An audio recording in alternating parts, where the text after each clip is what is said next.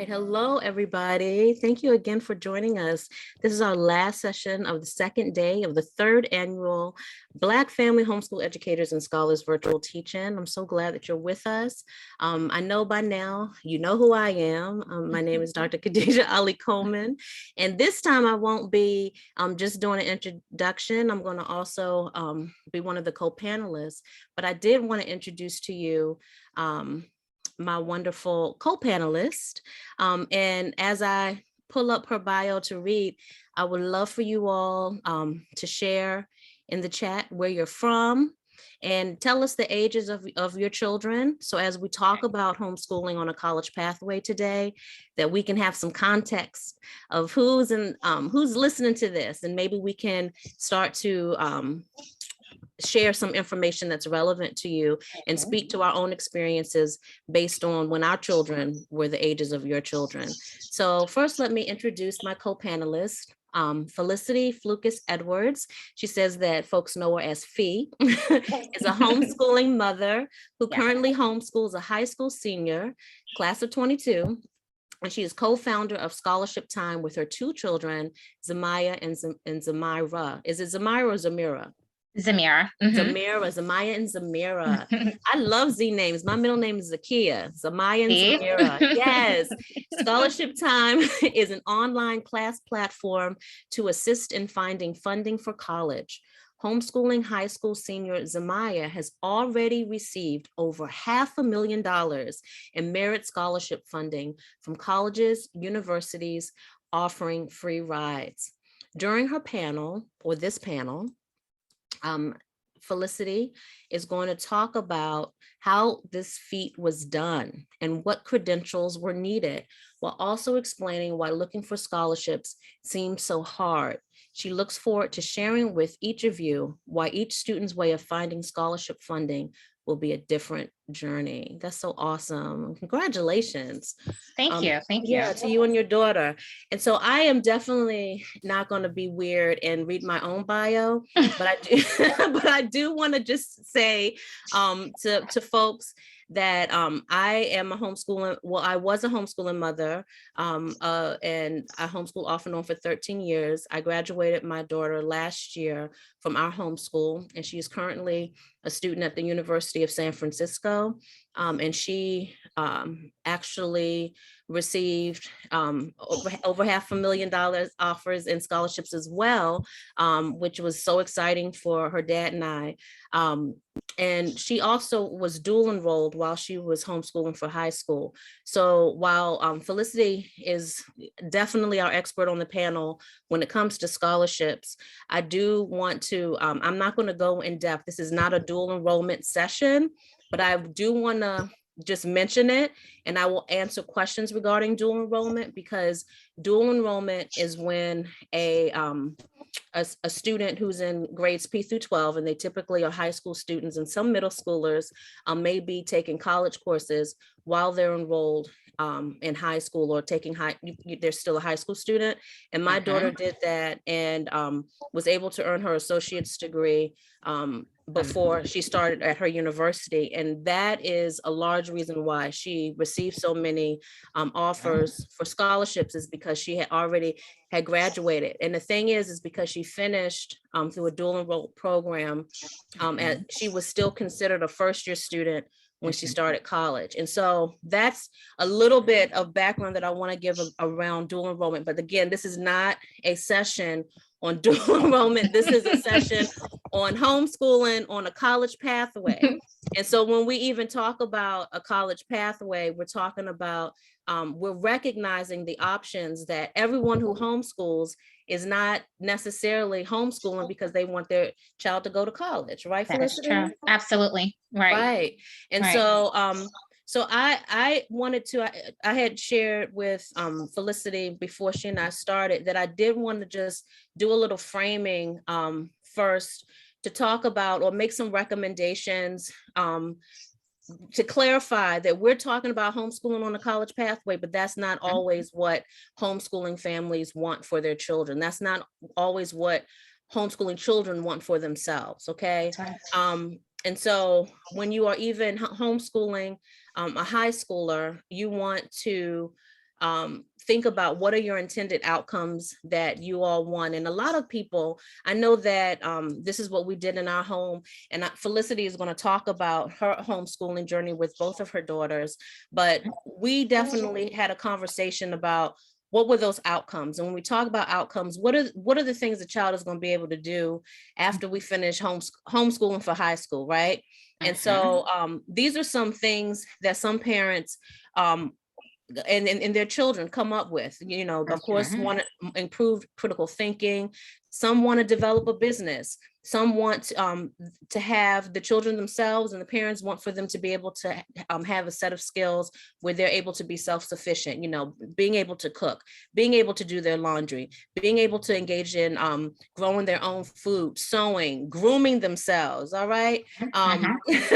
Practicing self-care. Yes. Some even have goals of patenting an invention, writing a book. For those of you who participated in sessions with Jade and Jay yesterday, I told them they should do a podcast together, but Jade has created a homeschool app, and Jade's daughter has already been published before 13. So awesome. All of these are kinds of things that you want to talk about and really engage your high schooler into what this pathway is going to look like for them in these 4 years. And so with that in mind, I just want to do one frame before we start our conversation, is thinking about the why of your homeschool practice. The why of your homeschool practice should be clear to you and should inform your decisions in curating your child's learning experience. Please have a conversation with them. You may be on a homeschooling for high school for a college pathway, but they may not want to do that. So you really need to have a conversation with them. You do. And have that center what it is that you're doing with them. So I just wanted to give that context. And then later, after we have a conversation and towards the end, I do want to also talk about some of my my research that I've done on. So in addition to being a homeschooling mother, I also am a researcher, and I interviewed Black children who were also homeschooled, and they were enrolled in community college. They were dual enrolled. Oh. And some of my research has shown the benefits and the role that we play. These are things that the children reported, but the ways that their mother supported their ability to be prepared and what they believed prepared them for being successful in college. And I want to end with that. And so that's a little teaser before we start having this conversation about what the two of us did when we homeschooled our children on a college pathway. So that's the framing, and that's the opening. So I would love for you, Fee, to start with, first of all, you have these two daughters. Tell us a little bit about how you started to homeschool, and then how that homeschooling led to you beginning a business around scholarships, not only for your children, but offering opportunities for other children. Okay, so I have 4 kids total. My oldest kid actually didn't want to homeschool, so she went through the school system. Oh, wow. My middle daughter started homeschooling in the 6th grade. And what made me start homeschooling her is that she was going to school, and she went from a straight A student to a C student. Oh, wow. And I was trying to figure out what was going on, because she was such a good kid in school. Come to find out, it was too early for her. She was waking up at 6 o'clock. She had to be at school by 7 o'clock. Math and reading was her first 2 classes. So those were the classes she was failing. So I started looking, and besides stressing her out and overwhelming her, she mentioned that she wanted to homeschool. And then my sister and my sister-in-law was pushing homeschool. So when I started homeschooling her, I started realizing the difference of the brain activity. All of our brains cannot function at 6 o'clock in the morning, at 7 o'clock in the morning. So her brain actually started kicking in around 10-ish. So when she first came home, I was on a school schedule because I didn't know any better. You have to unschool to school when you homeschool. Mm-hmm. We really have to unschool everything that we was taught to be able to homeschool your kid. So I started waking her up around 10. I noticed a difference in her attitude. I noticed a difference in her demeanor and her character, and she just started excelling. And this is the one right now that is graduating this year. She's a homeschool senior. She's received over $600,000 in merit scholarship money, 25,000 in local grants, and 5 full free rides. That's amazing. Where are you all based? In Maryland. She's You're in a Maryland homeschool too? kid. Yes, and we are in Maryland. Wonderful. And what you have to do with your kids is, and why I love homeschooling is, we should know by the second year what our kid wants to do, depending on the age. So for my parents on here that some said they have 9, 5, and 10-year-olds, by the age of 12, you'll know if your kid is going the school route, if they're going the entrepreneur route, if they're going to go the YouTube route. We already know what our kids want to do by at least the age of 12 or 13. So right then and there is the time to start guiding them, not your route, their route. Because all kids do not want to go to college. So even though I have a program, I don't push college for all kids. I push college for the kids that want it. I push entrepreneurship, YouTube. I push whatever it is that you want to do that can help you make money. You know, that is no truer words have been said, because Lord knows that I have tried to push my child toward entrepreneurship. I have done everything possible to put in front of her the option of having her own business, because, you know, I'm a hustler. I got 3 businesses always going on at once. See? And this child, no, but you're exactly right, because I've known since she could read that she was a writer. It's exactly what you say. And she has been consistent. She'll be 19 next month. No, in 2 months, in September. Lord, one child, and I can't remember her birthday. But you're right. Consistently, writing has been her thing. And so you do know, and you know this when you observe them, right? Yes. So you watch your children, pick up on what they want to do, not us, but them, and cater to what they want to do. My kids help me with the program, but I'm like you, I'm a hustler. I love entrepreneurship. Both of my kids want to go to college. They don't want anything to do with entrepreneurship. So they'll jump in and help out other kids, but to really push it and focus on it, it's not them. Now, my youngest 2 children, I think my 9-year-old will go the direction I'm going, but she still wants to be a doctor. She doesn't know which doctor. So we actually call her Dr. Mackay. We've been calling her Dr. Mackay. She's been 3, because we're training in her head right now that if you want to be a doctor, you have to address yourself as a doctor. You have to think like a doctor. You have to study like one. You have to know what it is that's coming in the future. So her name in our household is Dr. Mackay. I love that. And, you know, it's a question in the chat on what if they don't know what direction they want to go. And I think that is where the interest comes in, where you're not necessarily, you know, because they may not know. I can tell you that my daughter said that she didn't want to go to college. She said that very early on, but she wanted to be a writer. And I know, you know, intellectually, I know that most likely you're going to have to, you know, if it's not college, it's going to be, whether it's writing workshops, it's going to be some additional education that's going to revolve around that. And so I focused on the interest, and that's why I think it's so important. What you're saying is that you can kind of tell it's a certain way. I mean, even when I think of myself now as a social entrepreneur, I was that child selling lollipops and candy in school. I was moving up to what the tier was going to be. Maybe it should be school supplies, right? But those are the things that you pay attention to early on, and you can kind of get a sense of what that skill set is that the child has.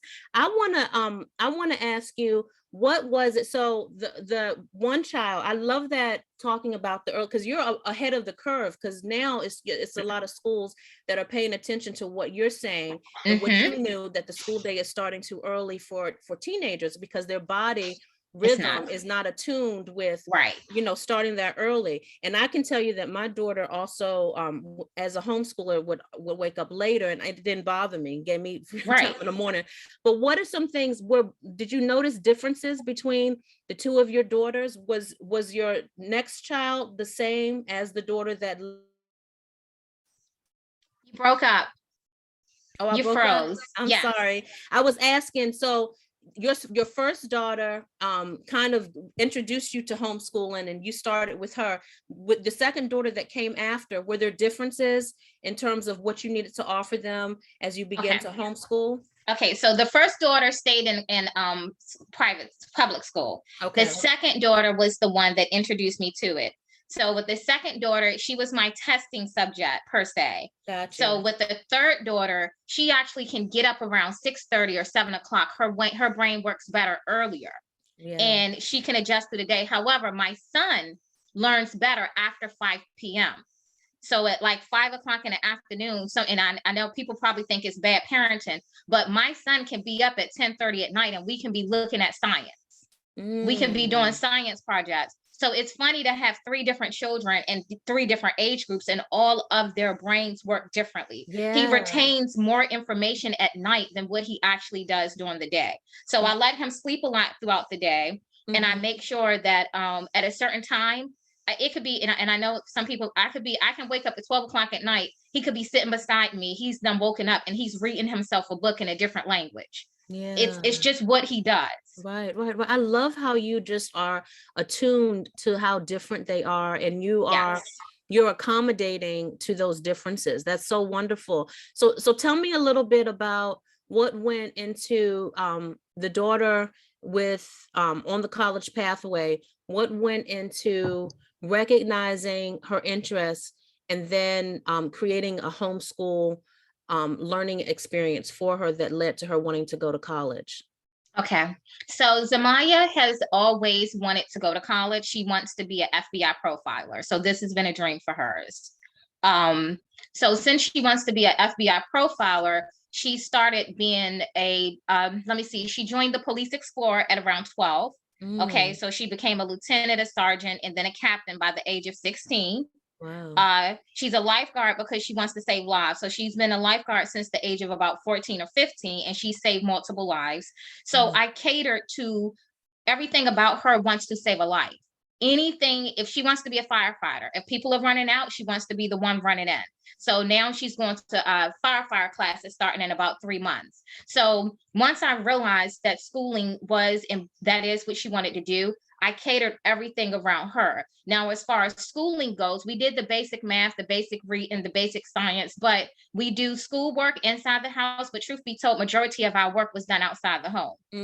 It's just better, and it's just more educational. Real life experiences also helped her as well. And volunteering very young with these organizations, with doctors and professionals and lawyers and judges, that was a lot of her tutoring and mentoring as well, because she was put in that environment so young. Would you say that with everything being outside the home, that it was more self-directed? And so when it was outside of the home, it was like she was part of a program, or she was part of a class or something like, or working with a mentor? Yes. So majority of the stuff I led, or I'll put her with a mentor, a class, and just anything that's going on that caters to her brain. Now, how did we move to the scholarships was my oldest daughter, who actually was in public school, was graduating, and we had no money for college. Oh, wow. And she had a 2.5 GPA. And I was just like stressed out. So I started looking online, and it was very hard and it was very complicated because there aren't a lot of scholarships for students with the 2.5 GPA, which makes that student feel like they're not worthy of even going to a college or institution. So it took me about a good year to study scholarships, how they work, what to do, what you need to do, how to master it, how to master the essay writing. And she ended up getting a full free ride at Bennett. They gave her a full free ride with a 2.5 GPA. HBCU in North Carolina, all girls school. Is it still all girls? It is, yes. Okay. And then over the course of the years, I started studying different platforms for homeschool children and our children to make sure that a lot of other kids can get into college debt-free or very little debt. So when I say debt-free, I mean, I want you to go with paying anything, but you can do a 20-80, 80% they pay, 20% you pay, or a 90-10. So this is what I teach my students, or a 96-4. So those numbers do matter. Now, looking for scholarships is a hard job. It is a full-time job. It's not easy. You have to work extremely hard. People need to know the difference of merit scholarships, local scholarships, international scholarships. one-time scholarships, 4-year scholarships, 2-year scholarships. All this matter. I teach my students, do not chase one-time scholarships. That's a no for us. If college is $50,000 and we're chasing one-time scholarships for $50,000, that means we're in the same hole the next year. Right. So so just so we can clarify for people, when you say one-time scholarship, you're talking about a scholarship that only funds 1 year. What people should be looking for is a multi-year scholarship, preferably those that are funding for at least 8 semesters, which equals to about 4 years of a college school year. Yes, absolutely. Okay, someone is asking a question again. I think she asked, what if, how about you, Crystal Clear, about what they want to do? Okay, so I think you asked it twice. Do you want me to answer it? Well, this is actually someone who's following up on the first person, and they're asking, what if the youth are not crystal clear? So I would love for, I'll give just what I will reiterate. My daughter was not like Fee's child, where she definitely wasn't a lifesaver. Like, I don't want to be throwing my child under the bus, but I mean, I don't even think of myself. I'm that person that I can get people calm and back up, but I'm not going to be the one doing the Heimlich or mouth to mouth, right? So let's just be real. So, but I think what's important, Adioli, is that we are saying pay attention to their interests. My daughter was adamant, 8th grade, 9th grade, she did not want to go to college. And I did not take that as I don't want to go to college. She did not want to go to school anymore, And so my daughter went to traditional school for 7th and 8th grade and asked to be homeschooled. So I homeschooled her off and on throughout, right? So I had homeschooled her for part of elementary, and she got into performing arts school for 7th and 8th.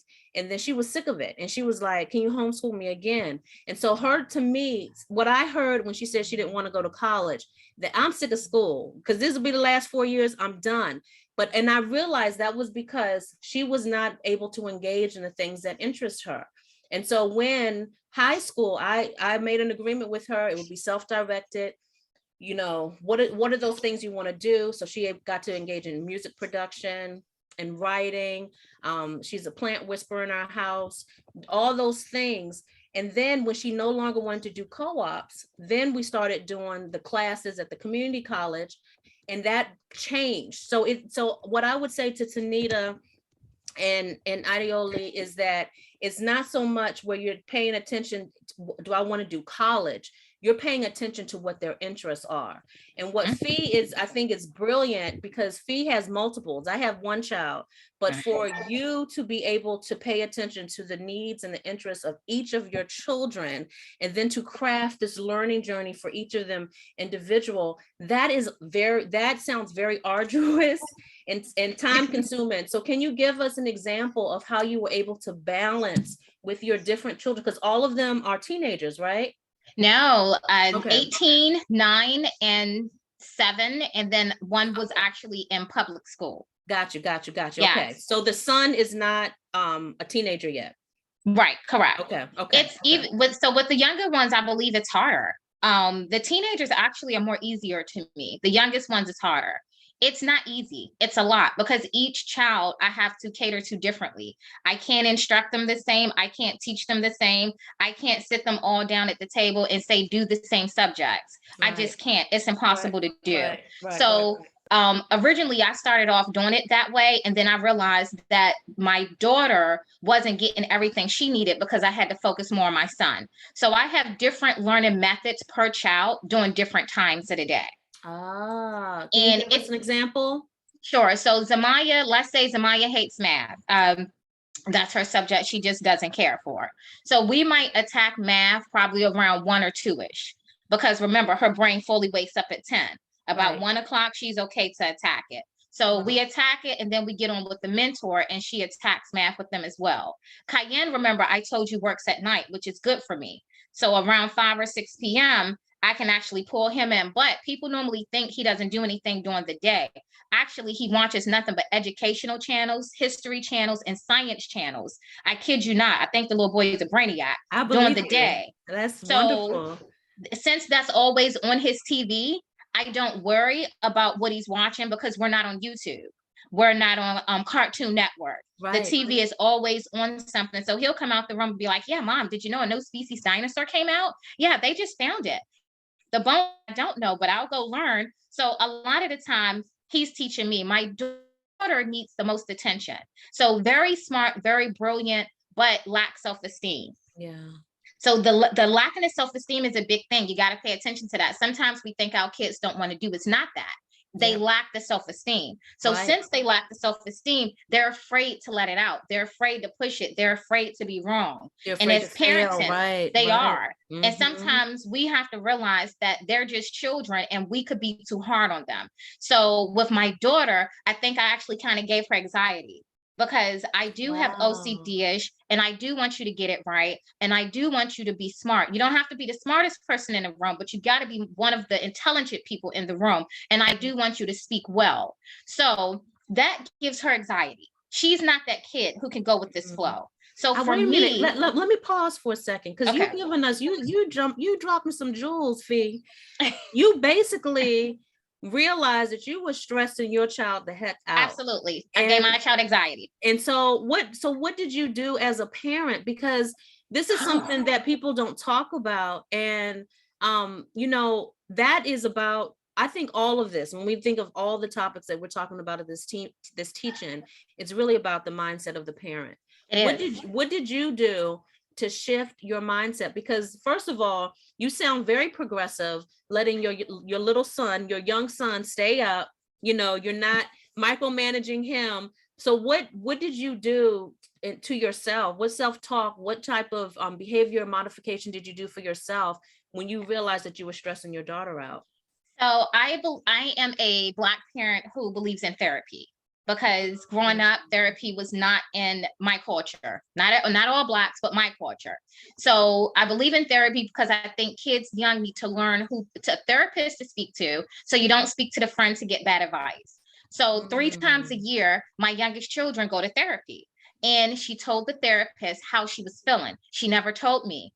She never expressed it. So the therapist said, okay, well, this is what's going on with Makai. Once the therapist brought it to my attention, I took a step back.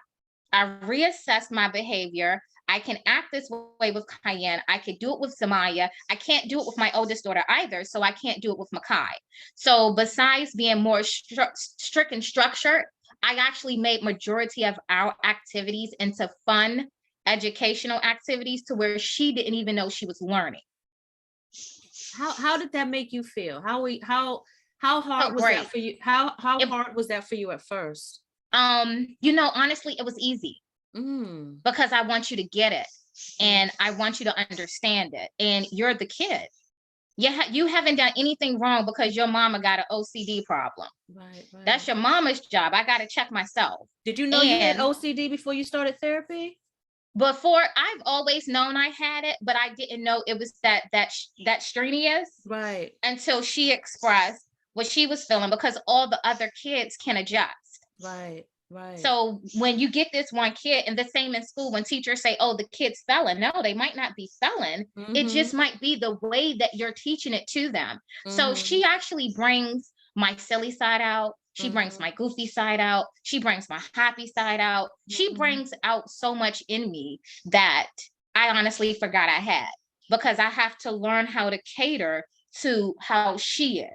I think it's beautiful. I think that's beautiful too, Fee. And I think I commend you on not having to wade through a lot of your own personal issues to accept that feedback from someone that you love, who's telling you that what you thought was demonstrating care and concern was really causing stress for them. And so I think, and I never thought that this was the direction our conversation will go to, but I think it's necessary. No, I think it's so important, because this age, people are so afraid to homeschool high schoolers because they don't want to ruin their children. Like when they're younger, you can do the fun things, right?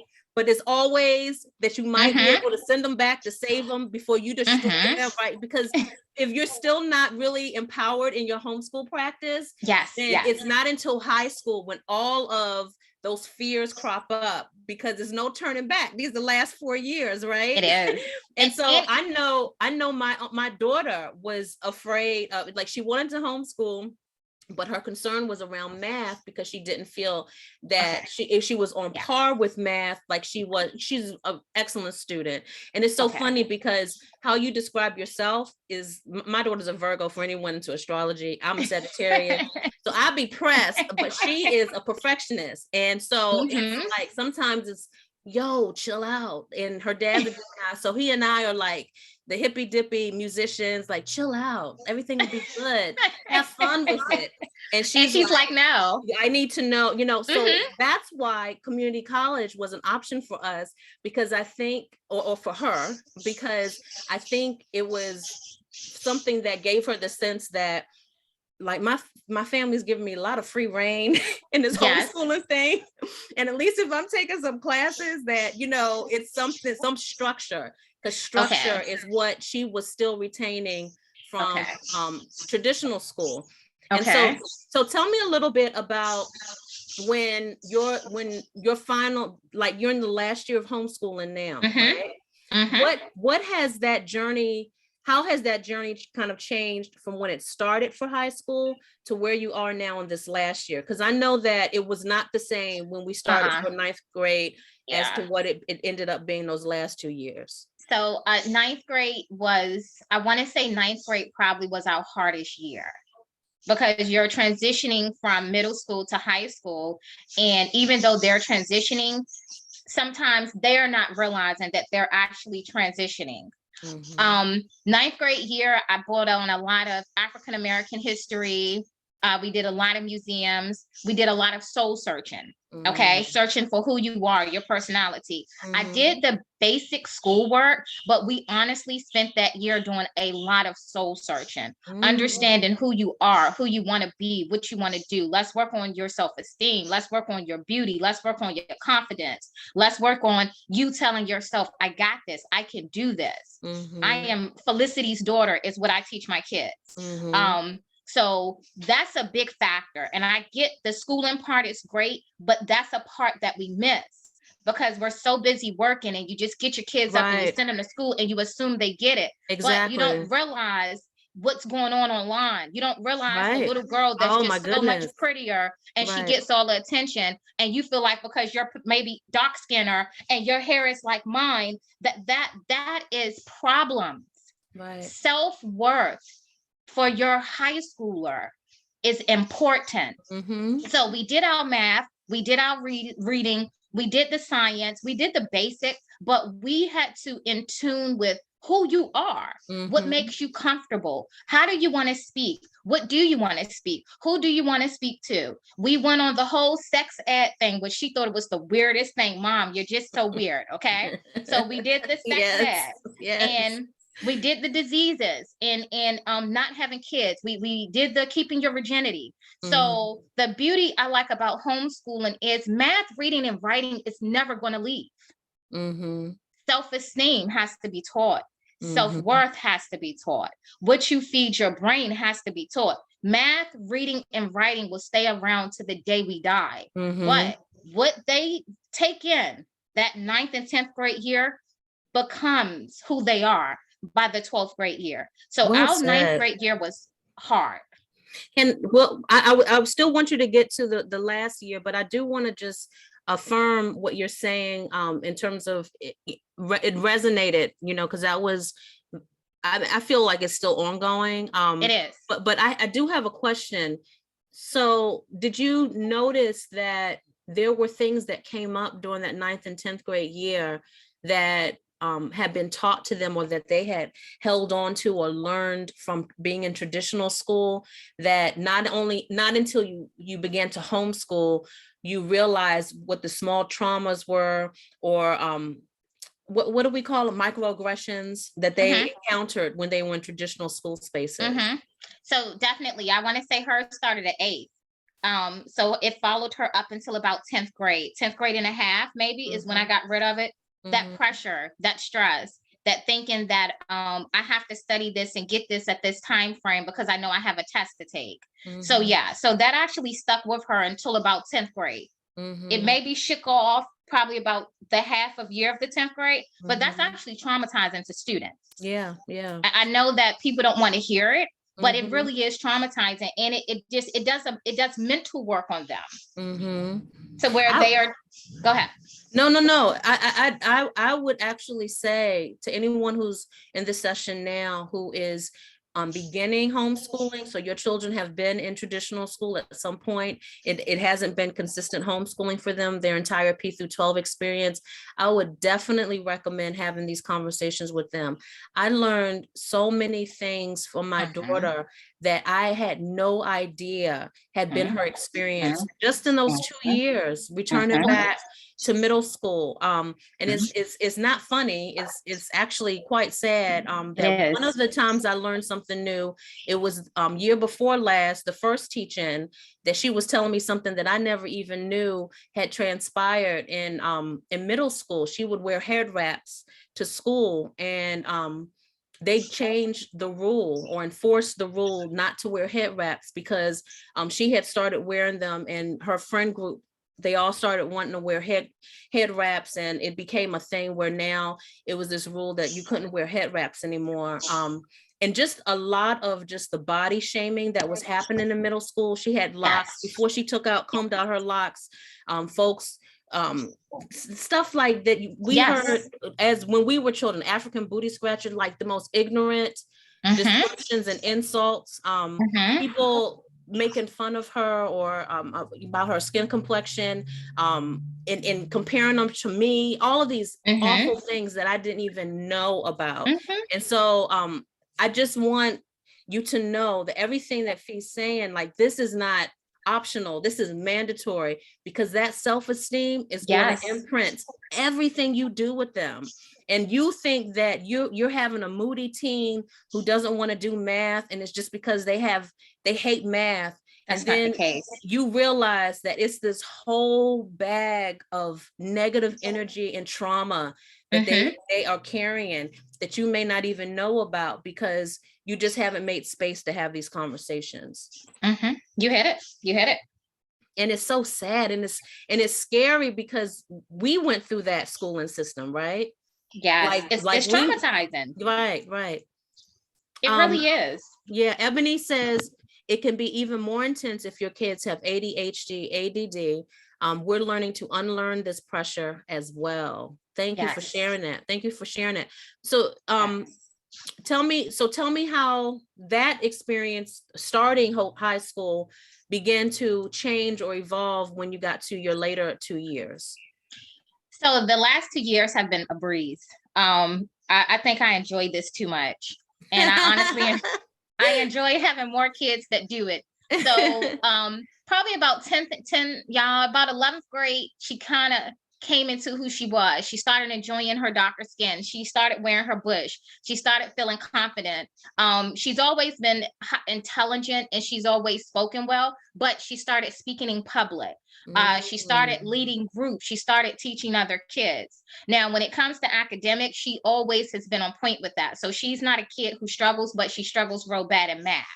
Now, 11th grade was a breeze. 12th grade was not so much of a breeze because she knows almost everything. So now she's bored. So because we've done so much throughout the year, so we homeschool all year. So we homeschool during the summertime. What does that look like? Because you said your homeschooling isn't traditional, that you all are outside the house a lot. So when you say you homeschool all year, what does that look like? So during the summertime, we stay down DC. Like DC is our main hub because we are from Maryland. So we're down there at the museums, we're down there at the parks, we're down there at anything that's going on in DC. We're homeschooling, but we're not book homeschooling. Right. So we're learning information that goes around us, and I'm challenging the brain. So you still got spoiled. We're spoiled in this area. We are so spoiled. We are. So you got to take your Spanish classes. You got to do your math apps. So all these apps you still have to complete all day, but we do homeschool all year. Now for my senior, because school kind of ended early for her, because she technically was done in the 11th grade per the school system, she maxed out the credit. She has over the amount of credits that was needed. So for her, she actually started looking into scholarships her junior year. And we actually worked almost her whole senior year on scholarships, applications, processes, and maybe taking 3 or 4 classes like at Harvard, University of Maryland, taking some college classes, and then we mastered her resume. So technically, she was really done high school in the 11th grade. And this is the one that was still in traditional school? No, this is the one who homeschools. Oh, the one that's about to graduate this year? Yes. Okay, yes. Gotcha. So she started hers. So right now, that's why I think she received over $600,000 in merit scholarship money and 5 full free rides and about 4 different awards from different organizations and local scholarships, just about the person that she's been. So her senior year was very light but hard, because we had to do the college applications, the college essays, the scholarships essays. Yeah, these scholarship essays is not a joke. They aren't. So, and then you're going against a lot of students. So we had to unteach her how to write. I always tell my kids, when they ask you an essay question, stop saying my name is such and such and such. You got 1 million people applying for that essay. It has to stand out. It has to be something that engages your reader. It has to make the reader want to read more into it. So her doing college essay writing, scholarship essay writing, college essay writing pretty much has consumed her senior year to make sure she got funding to go to school debt free. I'm all for going to college, but I'm not going to college and graduating in debt. Debt free. I teach my students that we are born in debt. When you're born, you are born in debt. You get a hospital bill. When you go to college, they want you to get in debt, but they won't give you a loan for a car. You can't get a loan for a house, but you will give me a $200,000 loan to go and get a bachelor's degree education. I'm not knocking bachelor's, master's, or doctors, but if anyone is paying attention to the world, bachelor's degrees are almost like high school education right now. Half of the jobs do not want you to even have a bachelor's degree now, depending on the field. In the state of Maryland, Hogan just dropped bachelor's degrees so people can get jobs. So when your kid just wants to go and get a bachelor's degree to get it, let's think about that. Let's hold tight. Do you actually need that bachelor's degree in this day and age? It might be a no. My kid is going for psychology. She wants to work in the FBI. She needed it. If she wasn't going for that, I probably wouldn't send her to school, because the world is shifting. Google are letting you take classes with them right now. Amazon is letting you take a class with them and get a certificate. The world is changing. It's shifting. You need to have the Church of Fee, because you preaching now. and I just want to, and I'm here as the citation master, right? So everything she's saying. So I want to backtrack to what you say. So she mentioned, because she was throwing out lots of all the intel. So she said in Maryland, so our governor Hogan, he's a Republican, but I don't hold that against him, because what he has done is made government jobs in Maryland more like of the IT jobs. A lot of the administrative, some clerical jobs do not require a bachelor's degree anymore. And it never should have. What he's adopted is a system that they're trying to make as a national platform called Opportunity at Work. So as I told you all before, my doctorate is in community college leadership and higher ed. So this is actually a social trend. There is literally a national trend toward making bachelor degrees obsolete. It's not, this isn't a conspiracy theory. And actually the person behind Opportunity at Work is not necessarily making bachelor degrees obsolete. That's a little dramatic. I'm not going to say that. What is evening the playing field, because the reality is that 70% of people in the job market do not hold bachelor's degrees. So but they are skilled in other ways. There are alternative routes to being skilled, such as a certificate. And that's what you mentioned, is that I don't know how many people are seeing these certificate programs in diversity, equity, inclusion, IT, because those are the things, when you have to get a certificate, you are demonstrating that you have updated skill set.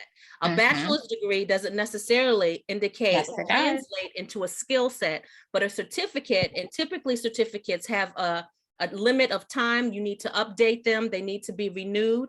And that gives an employer the opportunity to see what your up-to-date skill set is. And so all of these things are so important. And I so appreciate you bringing this up, because a lot of times when we think of a child not being on a college pathway, it's you're thinking vocational. I was a VOTEC kid who was on a college pathway. I took electronics back in the day in the 90s, right? My mother wanted me to just be well-rounded, so that if there was anything that I wanted to do, I could do it. And what I took, the program that I took now will be considered more of like a computer kind of software or engineer kind of vocation, like the person that fixed, like the IT person.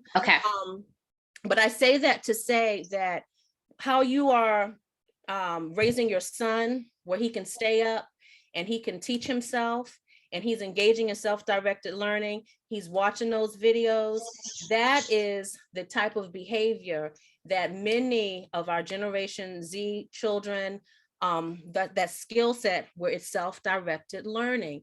And that is the space that the workforce is going to have to make for these type of learners who want the information now. It's not necessarily I'm going to spend 4 years on this, because in the next 6 months I may be off to the next thing.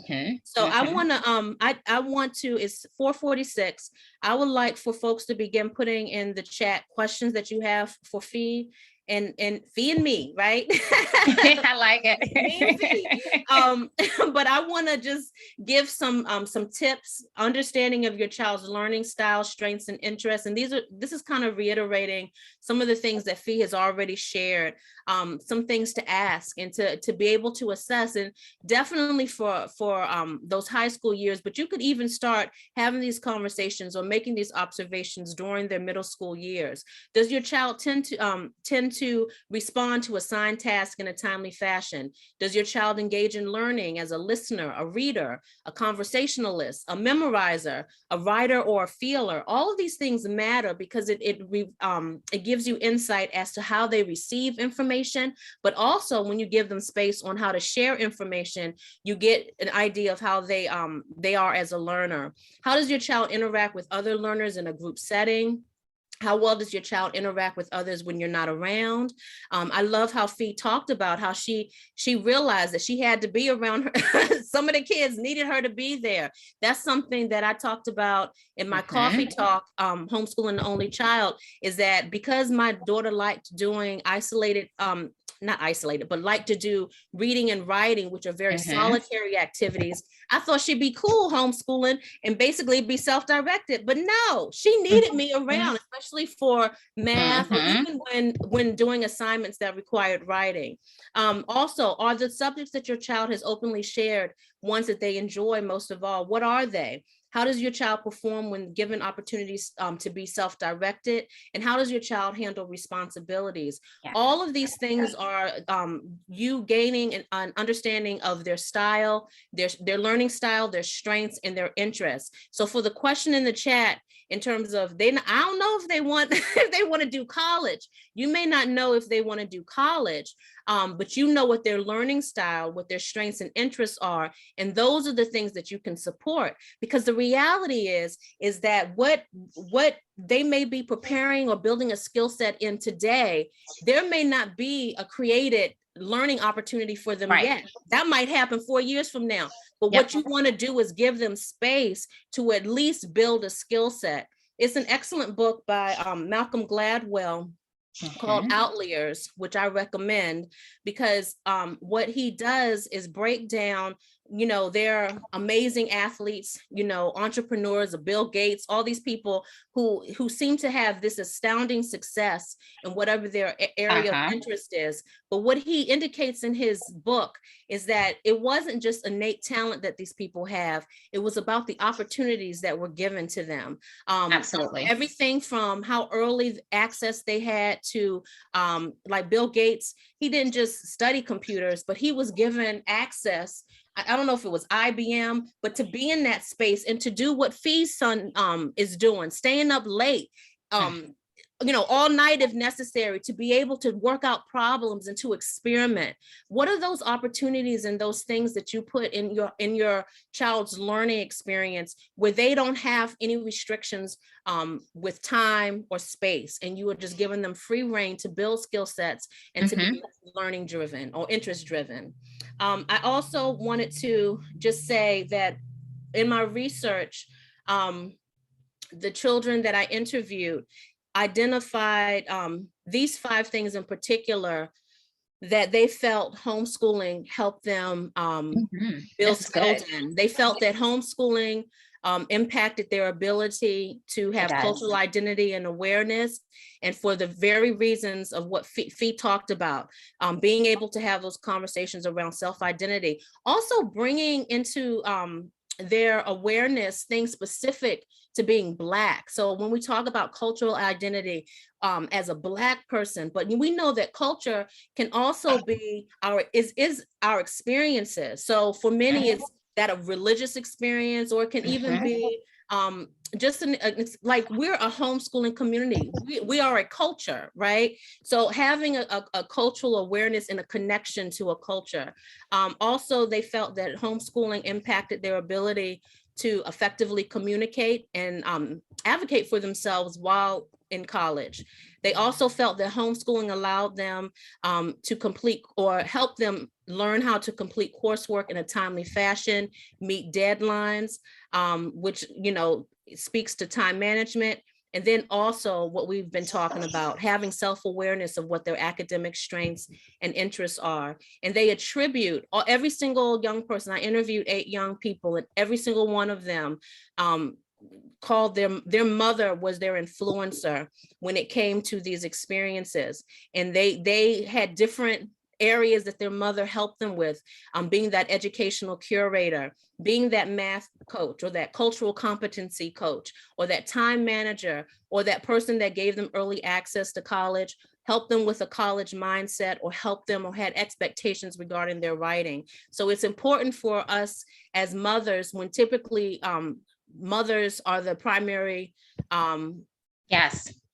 homeschooling parent, but we learned from Jason Esther's presentation before this one, fathers do it as well, but mothers are more likely to be the ones to consistently handle that responsibility. So it's important for you to know the impact that your influence has. All right, so I just wanted to give that context before we look at the questions that folks have. What does social interaction with other kids, especially the 9-year-old, have outside of the home, Fee? So is it my 9-year-old or yours? I don't have a 9-year-old. Okay. I have one. So for my 9-year-old, what I do is I allow her to pick something that she loves. And for her, it's ballet. So ballet brings her that sense of peace. The second thing she loves to do is cheer. So she's such a beautiful ballet dancer. Ballet is her heart. It just brings out a different child, the music, the rhythm. She loves the piano playing. She loves jazz. It completes her. Then she gets to mingle and social with the girls in the classroom. Ballet is such a strict sport. It's not a sport, but ballet is strict. Yes. So it's less talking. So where she gets her social girlfriend vibe from is cheer. Because in the cheer world, everything is just vibe-ish. So you do the sleepovers and you do the parties and you do A, B, C, and D. And that's what gives her, my 9-year-old, her balance in the social world. That's a great response. Okay. There's another question here from Adioli. Yes, the world is changing. Do you think about issues like climate change or increasing social unrest and how to prepare children who will come of age in a very different time than what we have going on currently? Yes, the world is changing, and I'm actually happy and sad for my 9 and 7-year-old because I don't know where the change is going to go. So currently right now, I'm trying to look into 15 or 20 years, and I know it's crazy, but if we follow the algorithms that's going on with the universe and the world, we can get there. The climate change or increase in the social unrest, it's hard to predict. So I'm riding a wave with you. I'm actually writing it and filling it out. So we have younger kids. You got the older kids who are high schoolers, but I think it's really going to affect our younger children. That's probably like 10 and below, if that makes sense. It's going to be a very different world. So what we are doing right now, I honestly think in 8 years, we're going to be having a different conversation when we actually have this call. I can see it shifting that much, but which direction, I don't know yet, y'all. I'm still unsure. Yeah, I know. Hopefully that answered it.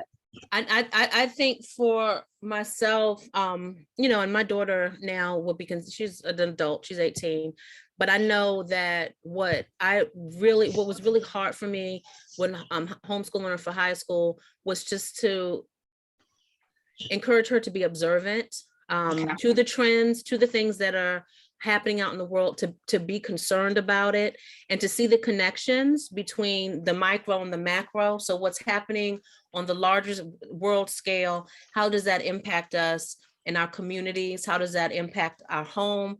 And really, I would make a lot of comparison between the ecosystem, you know, because she was big with plants and animals, loves plants and animals, making that connection to our world and how those small things make an impact. And I have to say that that's probably been the hardest thing, because this world is so different than what we grew up in. I consider myself very tech savvy, and I love technology. I love learning. I will always be a learner, but I also come from a period of time where I had time away from this digital world. And I'm noticing that the children who are raised in this digital world, their minds are not necessarily attuned to a slower pace and to the ability to pay attention to all of it, because it's so much happening. And so it's a lot to get my daughter to focus on things into that, because that's critical thinking, and make those connections between what's happening. So I just think generationally, I think, you know, I taught college for 10 years and that was a challenge in the classroom for students that came to me. And so I would do a lot of activities. Am I frozen? Not now, but you are. Okay. I did a lot of activities in my classroom with these students, knowing that that's not a skill set that they've built. And it was very hard, but it's possible to get them to be more observant to what's happening in the world around them. Someone else has a question. Any suggestions on helping a student that doesn't like to write to be successful in essay writing for scholarships? Yes, so I think I typed a message, so I'm glad we're hitting on it. So it's cute and it's funny, and I think I put to go ahead and send them to my class so I can kind of assess them. But let's find what that student likes to read. If they read comic books, then we're going to write out essays about a comic book, and it can be done. If they like love novels, we can write out essays about love novels. You have to find what it is that they like. Everyone likes to read. It's just what you like to read is the key term. So once you figure out what they like to read, then we cater to, oh, I'm sorry, guys. So my son bought you guys popcorn. Please let me announce this. Thank you. So he's sitting here smiling, and he made popcorn for everyone. So, oh, sweetie, this is a 7-year-old. They say thank you, Cayenne. Oh, so they laughing at you, buddy. They smiling. So I realized that all students like to write, y'all. It's just what they want to write about. And sometimes we don't want to hear what they want to write about. They say, thank you, buddy. One of my students wrote about death all the time. No one wants to hear that, but actually he won great essays because what he was speaking about was pain that was coming from within him. And that's why he wrote about it so much. So when people say their kid don't like to write, no, the question is, what do they like to write about? And we can find that out. Bless you for, you know, for even creating a space for him to feel comfortable to write about that instead of making him feel weird or that it be inappropriate. And for you to help him translate that into something where it's about meaning. And really, when you talk about death, you have to talk about birth, right? You do. Yep. It was painful to read. And as you read it, I started asking deeper questions, and that's what he's been around. Yeah. He's been around death. Right. So this is what he feels. This is who he is. He won great scholarships awards because we found a way to word it to where it didn't frighten the audience. Right. So it can be done, to answer your question, but we just need to find out what they want to write about. Great response. And so we are actually at the end of our hour. I can't believe it went by so fast, Felicity. We got to do this again, my sister. No problem. We got to do this again, but great talk. And please visit Felicity's marketplace in the Teach-In web Teach-In site. If you have any questions or any more comments that you want to leave for her.